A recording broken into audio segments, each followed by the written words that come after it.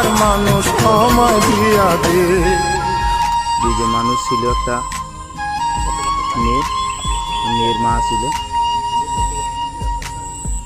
ভাত খাইতে আছে, বাচ্চা চড়িতে বইয়া এই বাথরুমটা বন্ধ গেছে।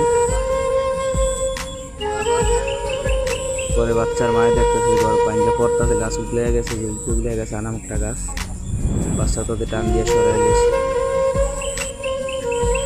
কর্মস্থলে দুজনেই মারা গেছে। এখানে আনাম একটা গাছ, চাম্বুল গাছ, কত মানুষ। আমি চাম্বুল গাছের উপরে আছি, দেখেন বড় ঘর, বারিন্দা সহ রাউন্ড বারিন্দা ছিল। তবে আমি ঘরে ভাড়া থাকি, নিজস্ব ঘর না, আমি ঘরে ভাড়া থাকি, আমার ঘর নাই। দেখেন কি অবস্থা, দেখেন এই যে বারিন্দা দুই ভাগ দুই দিকে হয়ে গেছে, মাঝখানে গাছ পড়ছে। যে বারিন্দা, এই জায়গায় এই যে কারেন্টের লাইন, এই জায়গায় সহিয়া ছিল,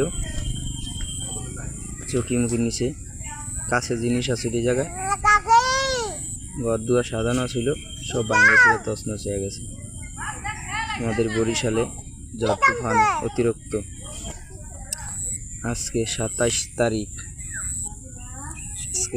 তারিখ, এই ঘটনা হয়েছে। 9টা থেকে 9:30টার মধ্যে ঝড় তুফানে এই অবস্থা হয়েছে সকাল।